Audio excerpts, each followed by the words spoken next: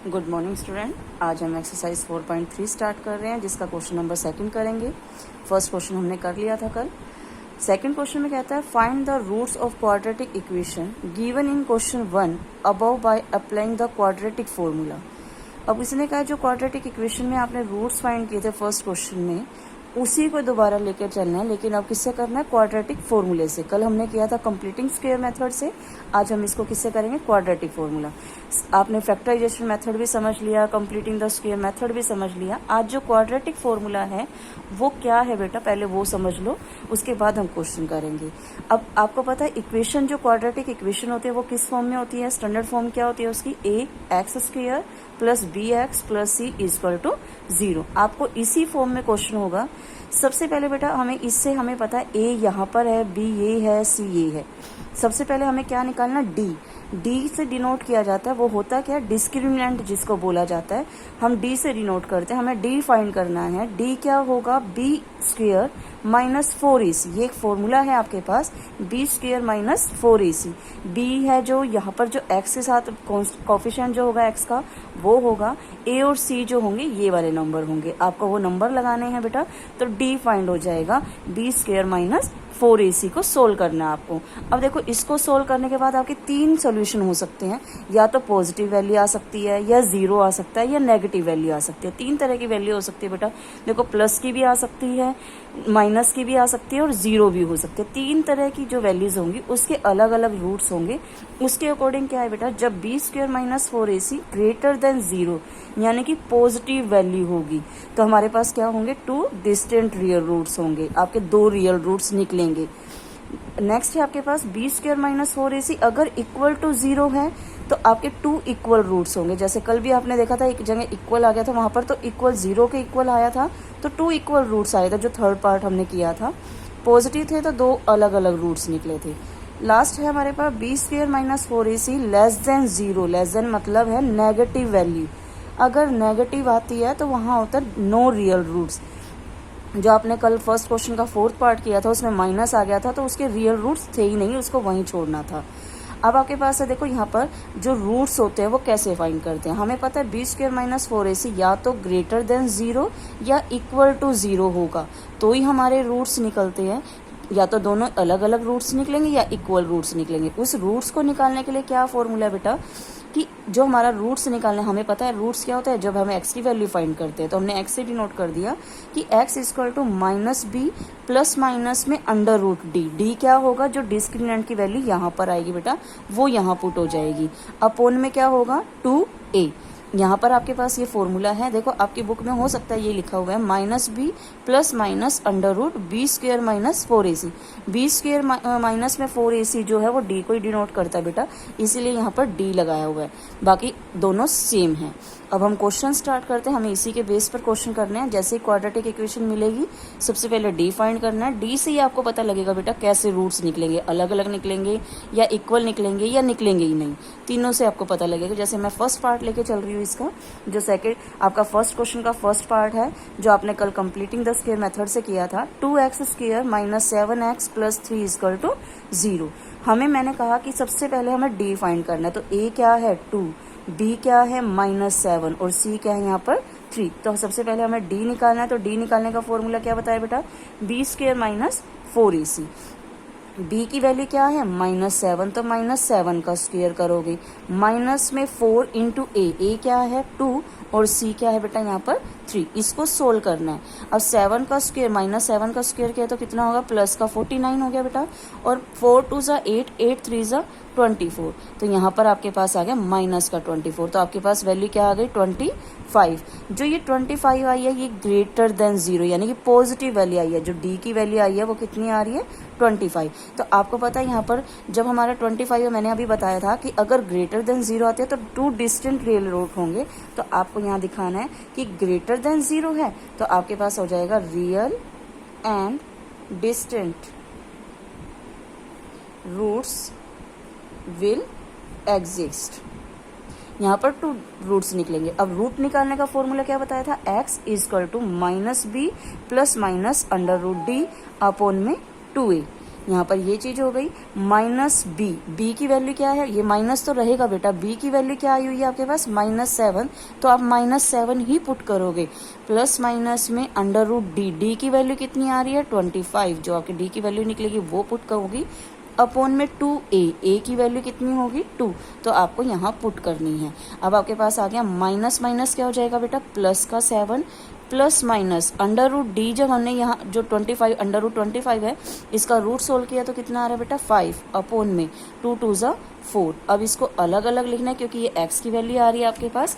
अलग अलग जब हमने रूट्स लिखे तो एक रूट तो आ जाएगा 7 प्लस में 5 अपॉन में 4, और एक आएगा 7 माइनस 5 अपॉन में 4। बिल्कुल सेम वैसे ही करना जैसे कल किया था।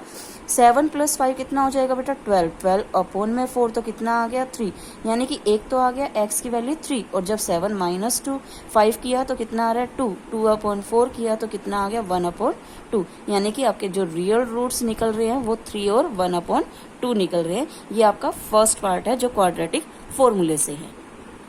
सेकेंड पार्ट है बेटा जो आपकी बुक में गिवन है 2x² plus x minus 4 equal to 0। इसको भी हमें क्वाड्रेटिक फॉर्मूले से करना है। तो सबसे पहले हमें क्या निकालना है, d का फॉर्मूला क्या बताया, b² माइनस 4ac। आपको पता है a यहाँ 2 है, b जो है वो 1 है, और c क्या है -4। अगर माइनस है तो बेटा माइनस लगेगा, प्लस का है तो नहीं लगाना आपको। अब d का फॉर्मूला b² माइनस 4ac है, तो b की वैल्यू क्या है 1, तो आपके पास आ जाएगा 1 का स्क्वायर, माइनस में 4 इंटू ए क्या है 2, और c क्या है बेटा -4। जब हमने इसको सोल्व किया तो 1 का स्क्वायर तो 1 ही आ गया, 4 2 ज़ा 8, 8 4 ज़ा 32, माइनस माइनस क्या बन गया प्लस का 32। अब इन दोनों को ऐड किया तो कितना आ रहा है बेटा 33, यानी कि d की वैल्यू आपके पास आ रही है 33, और 33 जो है आपके पास d की वैल्यू 33 जो है वो ग्रेटर देन क्या है 0। जब ग्रेटर देन 0 है तो आपके 2 डिस्टेंट रियल रूट्स निकलेंगे। तो आपको दिखाना है real and distinct roots will exist. यहाँ पर हो जाएगा आपके पास रूट्स निकालने का फॉर्मूला क्या बताया बेटा, x equal to -b plus minus under root D upon में 2a। ये फॉर्मूला आपको याद रखना, d कैसे निकाला गया और रूट कैसे निकालना है, इसी फॉर्मूले में आपको पुट करना है। माइनस तो रहेगा, b की वैल्यू क्या है बेटा 1, आपने यहाँ 1 लगाई, प्लस माइनस में अंडर रूट डी की वैल्यू कितनी आ रही है आपके पास 33, तो आपको यहाँ पर दिखाना है 33 अपॉन में 2a की वैल्यू कितनी है 2, आपने यहाँ पुट की। अब इसको सोल्व किया, माइनस है तो -1 ही आ गया बेटा, plus minus under root 33 upon में 2 2 ज़ा कितना हो गया बेटा 4। अब यहाँ 2 वैल्यू निकल रही है क्योंकि आपको पता है प्लस माइनस में 2 वैल्यू है, तो इनको अलग अलग लिखा। जब हमने -1 प्लस में अंडर रूट 33 अपॉन में 4 किया, और एक माइनस में लगाना है तो माइनस का 1 माइनस का 33 अपॉन में 4। ये आपके दोनों रियल रूट्स आ गए हैं जो आपके रियल रूट्स निकलने हैं। हो सकता है आपके आंसर में यहाँ माइनस कॉमन निकाल रखा हो बेटा, अगर कॉमन निकाल रखा है तो वो इस तरह से शो हो रहा होगा। आपके दोनों आंसर्स हो सकते हैं, बाकी आपके जो रूट्स हैं वो ये दोनों निकल रहे हैं कि आपके रूट्स जो होंगे यही होगा। ये आपका सेकेंड पार्ट है।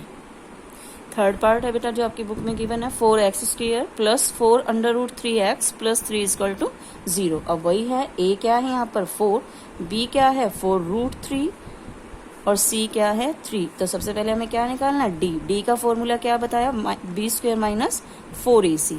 अब b क्या है 4 अंडर रूट 3 का स्क्वायर किया, माइनस में 4 इंटू a क्या है आपके पास 4, c क्या है आपके पास 3। इसको सोल्व किया, जब हमने इसका स्क्वायर किया तो देखो यहाँ पर 4 रूट 3 इंटू में 4 रूट 3, तो 4 4 ज़ा कितना हो जाएगा बेटा 16, और 3 रूट 3 और रूट 3 को किया तो कितना होगा 3, तो 16 3 ज़ा कितना आ जाएगा 48। जब हमने इसका स्क्वायर सोल्व किया तो कितना आ रहा है बेटा 48।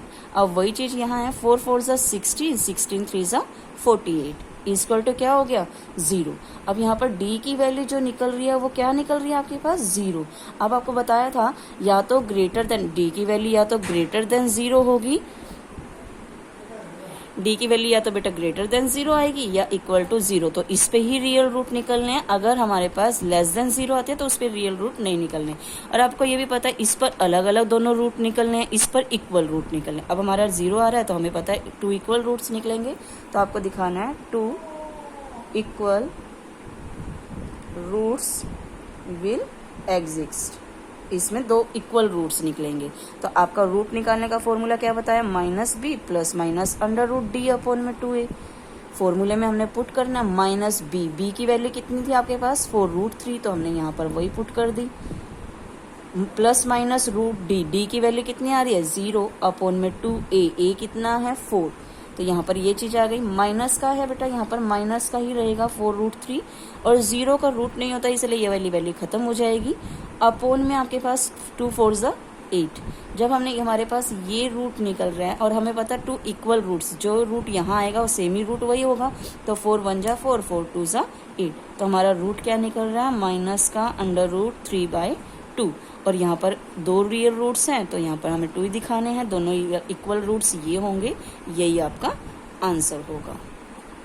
फोर्थ पार्ट है बेटा 2x² plus x plus 4 equal to 0। अब a क्या है यहाँ 2, b क्या है 1 और c क्या है 4। हमने ABC लिखा, फिर हमें फाइंड क्या करना है d कैसे निकालते हैं, b² माइनस 4ac। b की वैल्यू 1 है तो 1 का स्क्वायर लिखा हमने, 4 इंटू a क्या आ रहा है 2 और c क्या आ रहा है बेटा 4। जब हमने इसको सोल्व किया 1 का स्क्वायर तो 1 ही होगा, 4 2 ज़ा 8, 8 4 ज़ा 32, तो यहाँ पर आ गया माइनस का 32। जब हमने इसको सोल्व किया तो d की वैल्यू क्या आ रही है माइनस का 31। अब हमें पता है d लेस देन 0 आ रही है, तो यहाँ पर नो रियल रूट्स होंगे, तो आपका यहाँ क्वेश्चन जो है नो रियल रूट्स एग्जिस्ट। तो यहाँ हमें पता है बेटा जब लेस देन है तो रियल रूट एग्जिस्ट नहीं करेंगे, और नो रियल रूट, जैसे कल भी आपने फोर्थ पार्ट जो मैंने आपको अपने आप करने के लिए कहा था उसमें भी आपके पास माइनस का 31 आया था, आपको वहीं स्टॉप करना था, उसको आगे आगे सोल्व करना ही नहीं था, तो वहां आपको लिखना था no real root exist. Okay, thank you.